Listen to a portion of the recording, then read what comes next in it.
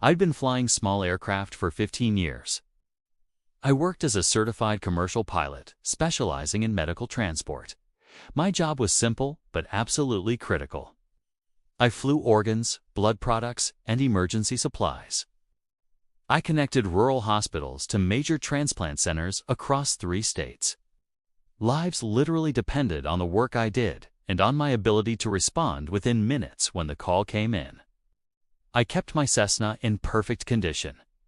It was stored at a small, private airstrip just outside the Whispering Pines community. When emergencies hit, I flew. The engine noise lasted maybe 90 seconds as I took off, barely louder than a standard lawnmower. But apparently, that was 90 seconds too many for Patricia Kensington. Welcome to Suburban Revenge Tales. Make sure you like and subscribe for your top-notch HOA drama. The complaint started 3 months after I moved in. Patricia showed up at my door with her trademark scowl. She aggressively demanded I stop flying my plane during evening hours, claiming the noise disrupted her family's precious dinner time. I explained things patiently. I told her I didn't fly for fun or on a set schedule. I flew when hospitals called with massive emergencies. I flew when someone's life hung in the balance, desperately waiting for a donor organ or critical blood supply. Sometimes that meant evening flights. Sometimes that meant middle-of-the-night flights. It wasn't optional, and it certainly wasn't negotiable. But Patricia simply didn't care. To her, my life-saving work was just an annoyance. It was nothing more than an inconvenience and a violation of her peace and quiet. She demanded I find a different airstrip farther away. She suggested I change careers entirely and threatened to make my life miserable. I dismissed her harsh threats as empty bluster from someone with too much time and too little perspective. That was my first major mistake. I really should have known that Patricia Kensington never made empty threats. Before we dive in deeply, let us know in the comments where you are watching this story from. The FAA complaints started arriving exactly 2 weeks later. Anonymous reports claimed I was flying completely recklessly. They claimed I was violating altitude restrictions and performing dangerous maneuvers over residential areas. Every single allegation was fabricated. But the Federal Aviation Administration has to investigate every complaint.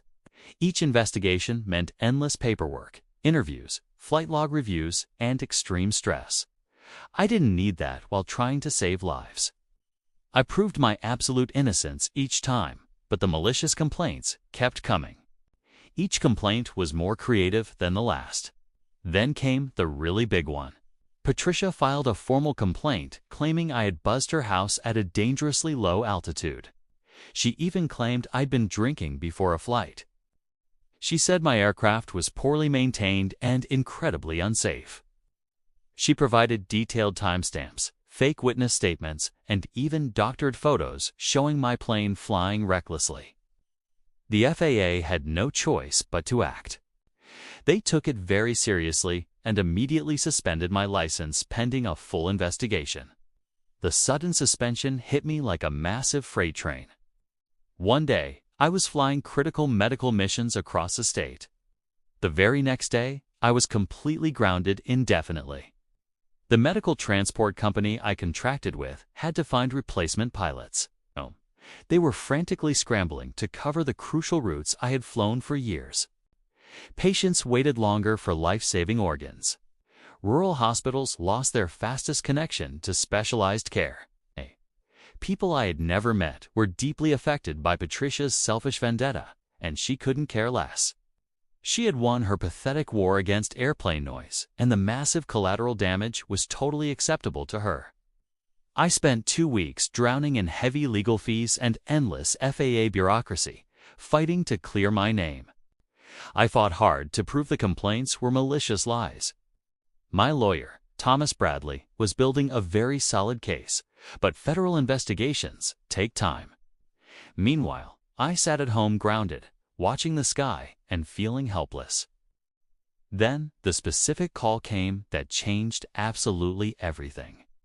It was Jessica, a frantic dispatcher from Mid-Atlantic Donor Services. A pediatric heart had just become available for a massive emergency transplant. The recipient was a 12-year-old girl in incredibly critical condition at Mercy Valley Hospital. She was less than 4 hours away from complete heart failure. The donor heart was located at Harrison General Hospital. That hospital was 240 miles away, across treacherous mountainous terrain with no direct highway access. Standard ground transport would take 5 hours minimum. That was far too long for organ viability. They needed an air transport immediately, and I was their primary trusted pilot for that specific route. I had to swallow hard and tell Jessica I was suspended.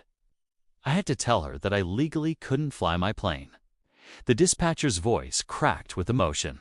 She explained they were scrambling to find alternatives, but every other qualified pilot was on assignment or too far away. Time was rapidly bleeding away with every single minute. That little girl's life was slipping through everyone's fingers simply because I couldn't get in my plane and do my job. It was the exact job Patricia had maliciously stolen from me with her fabricated, selfish lies. 2 hours later, my cell phone completely exploded with notifications. I got messages from neighbors, local news alerts, and social media posts. The 12-year-old girl waiting for that desperate heart transplant was Chloe. Chloe was Patricia Kensington's own daughter. The same daughter Patricia claimed I was disturbing during family dinner time was now actively dying. And she was dying because I couldn't fly the organ that would save her life. The universe had delivered an irony so dark and completely twisted that it almost didn't feel real. The hospital eventually found another pilot, but the delay was absolutely catastrophic. A 90-minute flight turned into hell. It turned into a brutal 4-hour ordeal as they scrambled resources. By the time the heart reached the operating room, it had been outside the body way too long. The surgery became a desperate gamble instead of routine.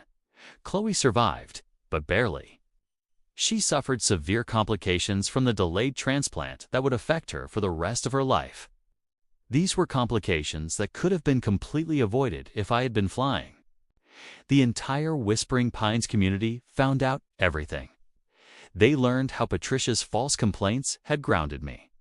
They realized how her vindictive crusade against airplane noise had nearly killed her own innocent child.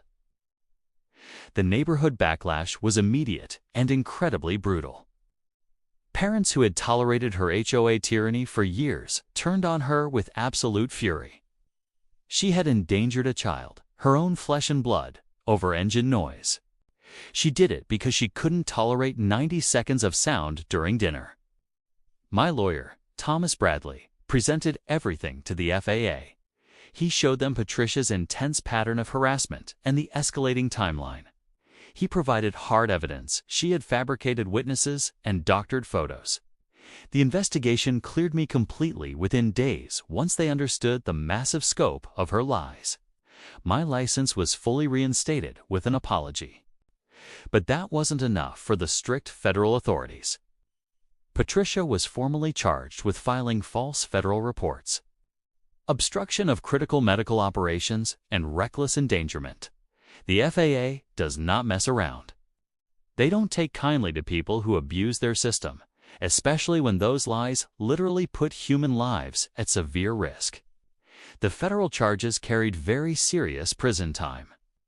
Her husband, Robert, filed for divorce. He filed 2 weeks later, taking Chloe and moving across the country to be near better medical facilities. He couldn't forgive her for what she had done. He couldn't forgive how close she came to killing their child out of spite. The HOA board removed Patricia immediately. Her house sold at a massive loss 4 months later because absolutely no one in the neighborhood would speak to her. She became a total ghost in her own community, completely unwanted. I heard she moved to another state eventually, but I never confirmed it. I was way too busy flying medical missions again. I was back to saving lives and doing the critical work that actually mattered in this world. I still fly that same route regularly. Sometimes I think about Chloe and truly hope she is doing much better. I hope she's getting the medical care she desperately needs, far away from her mother's incredibly toxic decisions. And sometimes, when I take off and hear my engine roar for those 90 seconds, I smile. I remember that the sound Patricia hated so much was actually the beautiful sound of hope flying towards someone who needed it desperately.